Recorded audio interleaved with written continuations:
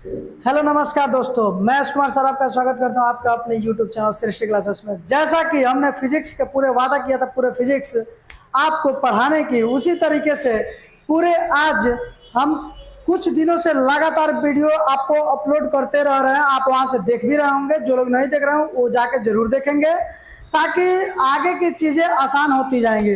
क्योंकि मंजिलें कितनी भी ऊंची हो, मंजिलें कितनी भी ऊंची हो, लेकिन रास्ते हमेशा पैरों के नीचे ही होते हैं। मंजिल भले ऊंची है लेकिन रास्ता क्या है, पैरों के नीचे ही रहते हैं। तो चलिए, आज का टॉपिक है हमारा गति। गति से रिलेटेड जितना भी पॉइंट है, मतलब गति से रिलेटेड जितना पॉइंट है उन सारे को कवर करेंगे। यानी गति क्या होता है, गति कितने प्रकार के होता है, सभी प्रकार के बारे में जानेंगे और साथ ही साथ गति के नियम के बारे में भी जानेंगे। और उसके बाद हम तब चलेंगे गति के समीकरण पे। जो 3 नियम होता है, 3 समीकरण होता है, उस पे कुछ न्यूमेरिकल क्वेश्चन भी देखेंगे हम नेक्स्ट वीडियो में। इस वीडियो में गति से रिलेटेड टोटल थ्योरी क्वेश्चन खत्म हो जाएगा। जैसे देख रहे हैं यहाँ पे गति किसे कहते हैं, पहला पॉइंट। दूसरा पॉइंट आप देख सकते हैं क्या कि घूर्णन गति किसे कहते हैं, दोलन गति किसे कहते हैं, आवर्त गति, वृत्तीय गति और गति के 3 समीकरण होता है। उन सभी को आज पूरा बेहतरीन तरीके से हम पढ़ेंगे। तो देखेंगे 1 नंबर पहला क्या है कि यहाँ गति क्या होता है। तो गति को बिना पढ़े के पहले ही हम देख लेते हैं क्या होता है गति। ध्यान देंगे, अगर मान के चलिए यहाँ 1 लिख दें, यहाँ 2 लिख दें, यहाँ 3 लिख दें, यहाँ 4 लिख दें, ठीक है। अब यहाँ बताएंगे, पहले हम 1 पे है, अब कितने पे, 2 पे, 3 पे, 4 पे।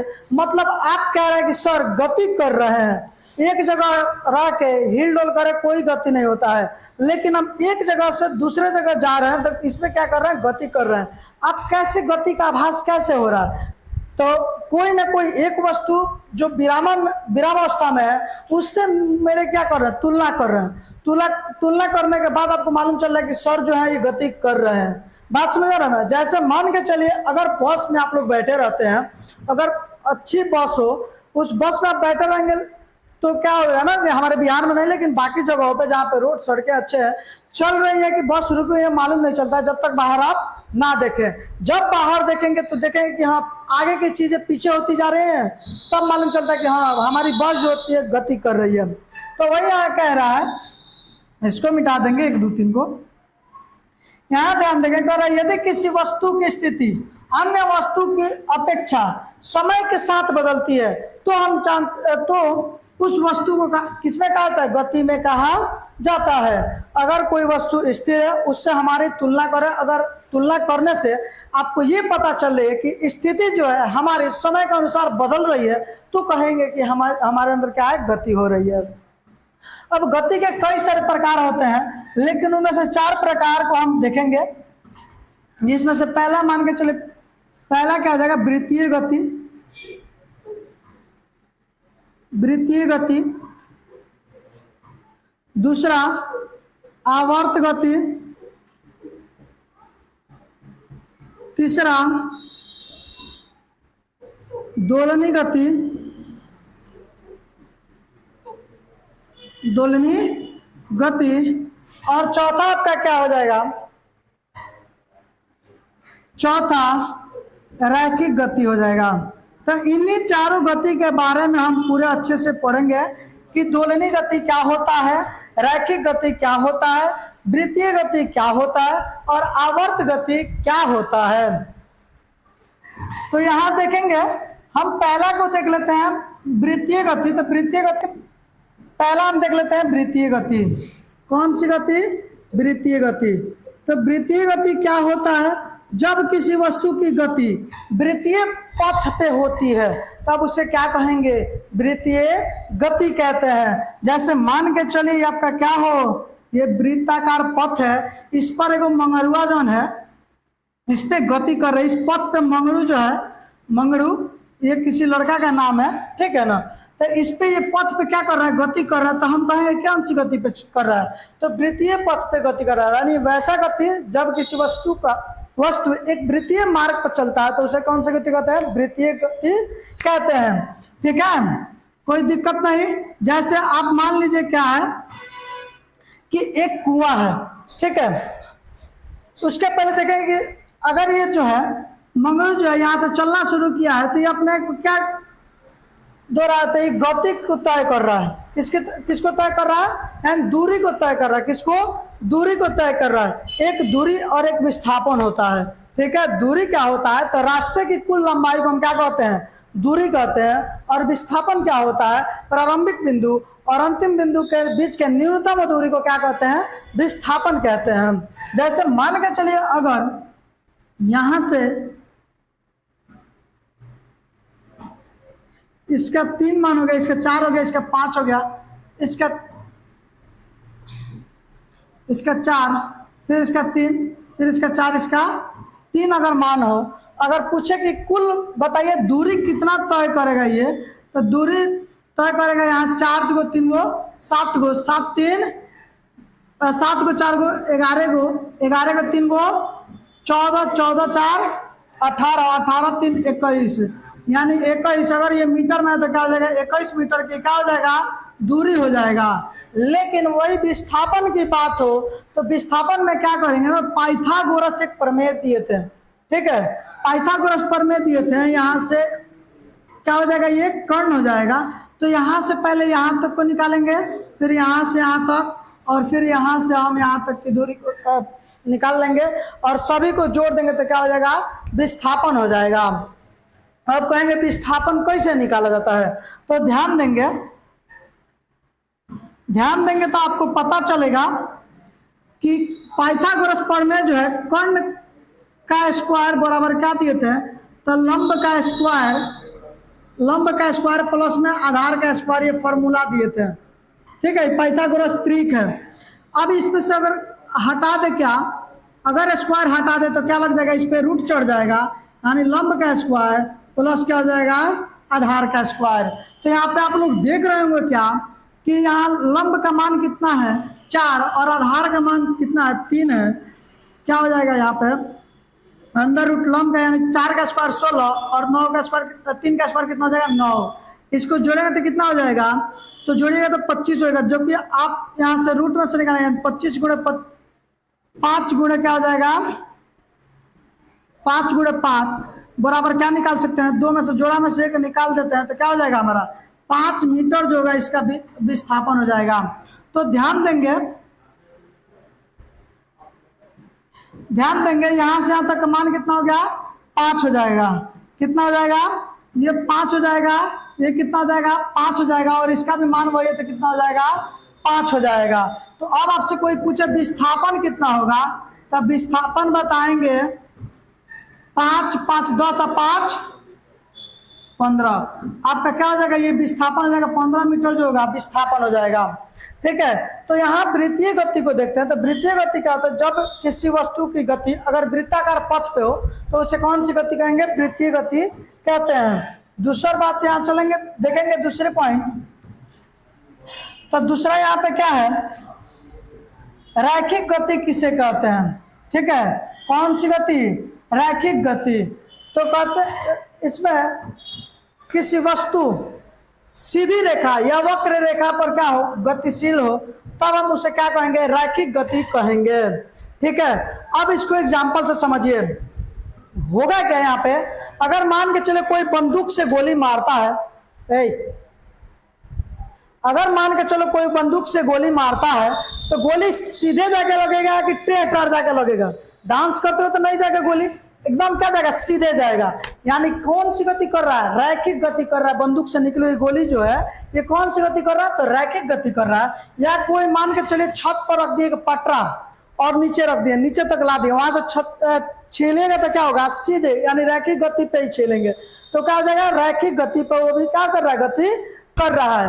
आप कुछ सर वृत्तीय गति बताए हैं लेकिन उसका एग्जाम्पल नहीं बताए हैं, ठीक है। तो उसका एग्जाम्पल देखिए, जैसे मान के चले सूर्य जो होता है, सूर्य की परिक्रमा कौन करता है? तो पृथ्वी करती है। तो ये कौन सा पथ पे चक्कर लगाती है?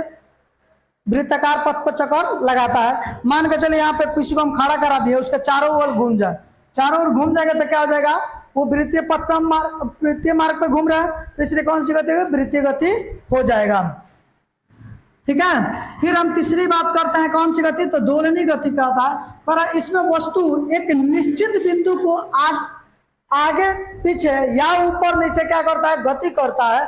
जैसे आप लोग झूला की गति देखते हैं, ठीक है, ये तो ऊपर नीचे हो, अच्छा आगे पीछे हो, एक निश्चित बिंदु को बार बार दोहराती है, उसे कौन सी गति कहेंगे, तो दोलनी गति कहेंगे। जैसे क्या हो जाएगा, झूले की गति हो जाएगा, या दीवाल घड़ी जो होती है वहां पे पेंडुलम लटका रहता है, देखे होंगे आप, दीवाल घड़ी जो होता है उसमें पेंडुलम लटका रहता है और वो आगे पीछे करता रहता है। फिर हम आगे देखेंगे कौन सी गति, तो आवर्त गति हो जाएगा। तो आवर्त गति में क्या होगा, इसमें वस्तु अपनी गति को निश्चित समय अंतराल पे क्या करती है, दोहराती है। क्या करती है जी, तो दोहराती है, निश्चित क्या हो जाएगा, निश्चित समय अंतराल पर अपने आप को बार बार क्या करती है, दोहराती है। जैसे देखे होंगे सिलाई मशीन का जो सुई होता है, सिलाई मशीन की सुई बार अपने एकदम ठीक समय पर ऊपर नीचे यानी अपने बिंदु को क्या करती है, दोहराने का कार्य करती है। यानी सिलाई मशीन जो होता है उसकी सुई कौन सी गति करती है, तो आप बताएंगे क्या, आवर्त गति करती है। बात समझे। गति में आपको कोई दिक्कत है तो कमेंट बॉक्स में कमेंट करेंगे, उम्मीद करते हैं कि दिक्कत नहीं हुआ होगा। फिर हम आगे देख लेते हैं। अब देखेंगे गति के कुछ समीकरण, कुछ क्या 3 समीकरण है गति के समीकरण, ठीक है ना, इन तीनों को देख लेते हैं। जैसे पहला समीकरण क्या है, तो पहला है v बराबर u प्लस AT। जहां देखेंगे ना कि v क्या है, जहां v बराबर क्या है, तो आपका वेग है, क्या है, वेग है। यानी वेग में इसको देखेंगे तो कौन सा वेग है जी, तो प्रारंभ अंतिम वेग हो जाएगा। कौन सा वेग हो जाएगा, अंतिम वेग हो जाएगा, अंतिम वेग। u क्या है, तो u प्रारंभिक वेग है, u क्या हो जाएगा, प्रारंभिक वेग। और यहां देख रहे हैं ए, तो ए क्या हो जाएगा, त्वरण हो जाएगा। क्या होगा, त्वरण। और जबकि t बराबर क्या हो जाएगा, तो आपका समय हो जाएगा। t बराबर क्या होगा, समय हो जाएगा। ठीक है। अब कहिए सर इस गति के समीकरण को सिद्ध कीजिएगा, तो यहाँ पे सिद्ध नहीं करेंगे, क्योंकि आप कॉम्पिटेटिव एग्जाम में कोई भी परीक्षा ऐसा नहीं जहाँ पे सिद्ध करने को पूछता है। लेकिन फिर भी आप कमेंट बॉक्स में कमेंट करेंगे तो उसके लिए अलग से तीनों समीकरण सिद्ध करके आपको प्रूव कर देंगे। ठीक है। तो आप गति के प्रथम समीकरण को क्या करेंगे, याद रखेंगे, जिसमें v क्या होता है, तो अंतिम वेग होता है, u क्या होता है, प्रारंभिक वेग होता है, a क्या होता है, त्वरण, और t क्या होता है, समय होता है। चलिए हम नेक्स्ट गति के दूसरा नियम पर चलते हैं। तो गति का दूसरा नियम जो होता है क्या होता है, s बराबर ut प्लस 1/2 AT का स्क्वायर हो जाएगा। यहाँ पे ये दो नहीं होगा, क्या हो जाएगा, तो s बराबर ut प्लस 1/2 AT का स्क्वायर। अब यहाँ देखेंगे ना, तो s क्या है, तो s आपका दूरी है। क्या हो जाएगा जी, दूरी हो जाएगा s। या आप इसको यहाँ पे क्या हो जाएगा,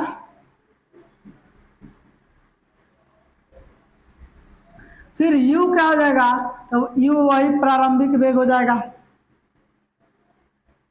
प्रारंभिक वेग हो जाएगा। t क्या हो जाएगा, समय। a क्या होगा, तो त्वरण हो जाएगा। क्या हो जाएगा, त्वरण आपका हो जाएगा। तो दूसरा समीकरण क्या हो जाएगा, ut प्लस 1/2 यानी हाफ AT स्क्वायर, यानी बोल सकते हैं 1/2 AT का स्क्वायर। चलिए तीसरा समीकरण हम देख लेते हैं। तीसरा समीकरण ये लिखे नहीं है, यहाँ पर हम देख लेते हैं क्या होता है। तृतीय समीकरण की अगर बात करें तो क्या हो जाएगा, तृतीय समीकरण,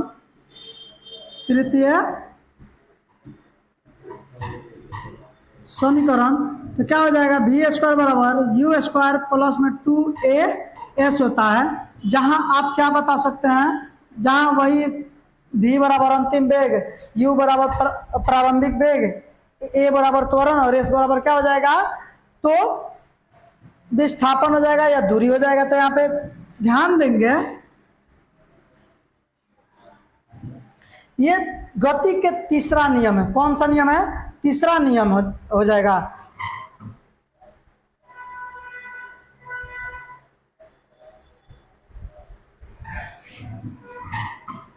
ये क्या है, गति के प्रथम समीकरण। गति का प्रथम समीकरण होता है क्या है, v बराबर u प्लस at। गति का दूसरा समीकरण क्या है, तो गति का दूसरा समीकरण है ut प्लस में 1/2 at का स्क्वायर। तीसरा समीकरण क्या है, v स्क्वायर बराबर u स्क्वायर प्लस 2as हो जाएगा। इससे रिलेटेड एक क्वेश्चन और देखेंगे। जो गति के प्रथम समीकरण होता है ना, ये आपको वेग और समय को बताता है।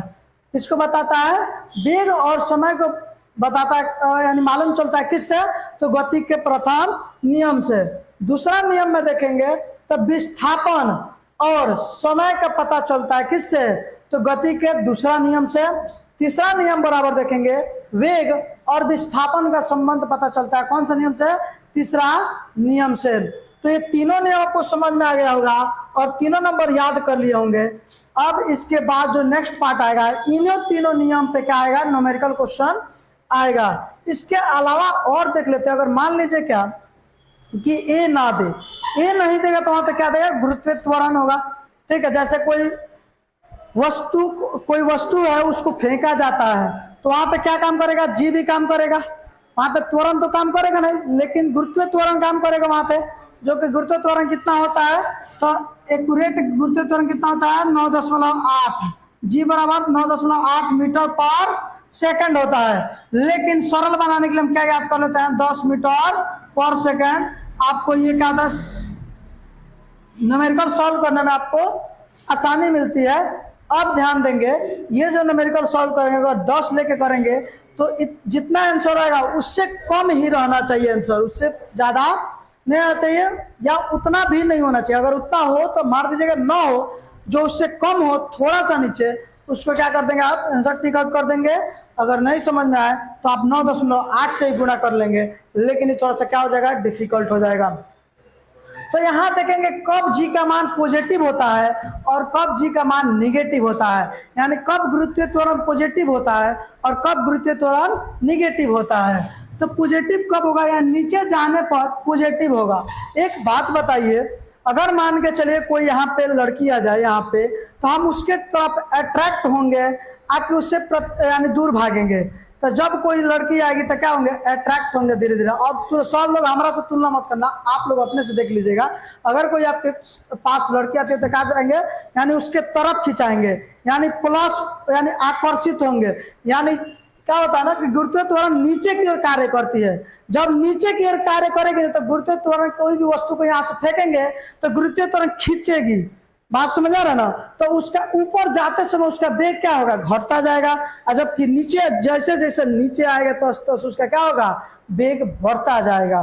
ठीक है, तो यहाँ पे देखेंगे, यानी एक ए बराबर क्या हो जाएगा, प्लस जी हो जाएगा। यानी जहां जहां ए है वहां वहां आप क्या पुट करेंगे, तो गुरुत्वीय त्वरण को, जैसे v बराबर u प्लस at था वहां पे, लेकिन यहाँ पे क्या हो जाएगा, gt हो जाएगा। क्या हो जाएगा, गति के प्रथम यहाँ पे क्या हो जाएगा, v बराबर क्या हो जाएगा, u प्लस में gt, s बराबर क्या होगा, ut प्लस 1/2 gt स्क्वायर। यहाँ पे स्क्वायर है, g2 नहीं है, gt2 नहीं है, g स्क्वायर है, ये नहीं है कुछ। v2 यानी v स्क्वायर बराबर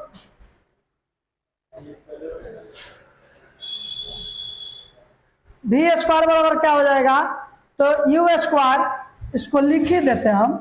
तो v स्क्वायर बराबर क्या हो जाएगा, u स्क्वायर प्लस में 2gs हो जाएगा, जहां g क्या है, तो गुरुत्वीय त्वरण है। यहाँ दूसरा समीकरण s बराबर ut प्लस में 1/2 gt का स्क्वायर हो जाएगा। बात समझ में आया। तो ये कब होगा, जब गुरुत्वीय त्वरण नीचे की तरफ लगेगा, यानी नीचे की तरफ जाएंगे तो वहां पे किसका प्रयोग करेंगे, यानी प्लस जी का प्रयोग करेंगे। लेकिन उसका जब विरोध करेंगे, जब विरोध करेगा तो क्या हो जाएगा, निगेटिव कार्य करने लगेगा, यानी विपरीत हो जाएगा तो क्या लगेगा, निगेटिव कार्य करने लगेगा। देखता है चौराहे पे कोई जा रहा है, अगर बड़ भाई देख लिया तो चुपचाप मुंह घुमा कर पीछे पे भाग जाता है। बात समझ में आ रहा है ना। तो इस सब मालूम, इससे याद कर सकते हैं, ये सब ट्रिक है। ठीक है, जैसे यहाँ देखेंगे तो v बराबर क्या हो जाएगा, u माइनस gt हो जाएगा। s बराबर क्या हो जाएगा, खाली यहाँ पे g का मान क्या हो जाएगा, माइनस हो जाएगा। अगर इस चीज को आप नहीं समझ पाए तो ध्यान दीजिए। मान लीजिए यहाँ पे कोई जी का मान कब प्लस होता है कब माइनस होता है, ये ध्यान दीजिए।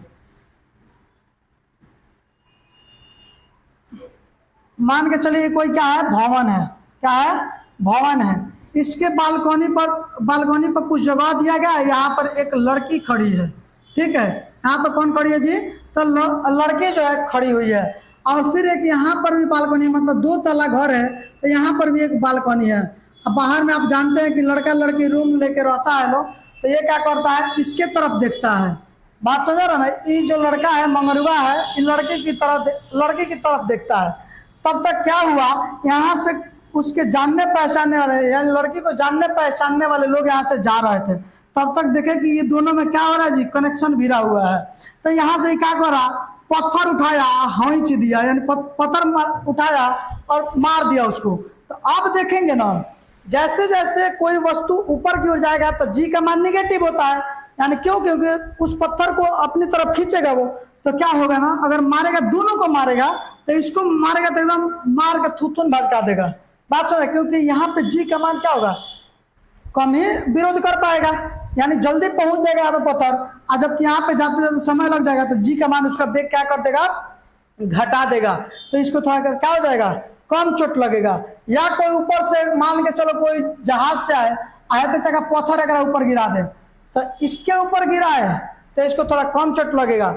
लेकिन जितना ही गति से आएगा, आ रहा है वो गति से, मतलब क्या, उसके जितना गति यहाँ से गिरा रहा है, जितना वेग से गिरा रहा है, उतना में हर सेकंड 10 की वृद्धि हो रही है, 9.8 की क्या हो रही है, वृद्धि हो रही है। तो यहाँ पे क्या हो जाएगा, चोट लगेगा इसको ज्यादा, इसको क्या लगेगा, कम लगेगा। इस चीज को आप ध्यान देंगे। यानी जब ऊपर जाएंगे, यानी किसी चीज को ऊपर की तरफ फेंकेंगे, किसी बॉल को ऊपर की तरफ फेंकेंगे, तो वहां पे जी का मान क्या होगा, माइनस होगा। यदि कोई वस्तु ऊपर से नीचे की तरफ आ रही है तो वहां पे जी का मान क्या होगा, प्लस होगा। बहुत सारे लोग न्यूमेरिकल बनाने समय गलत हो जाएंगे। आप ही लोग में से देखेंगे कि अगले बार बनाएंगे तो आप ही लोग में से कुछ लोग क्या करेंगे, गलती कर देंगे।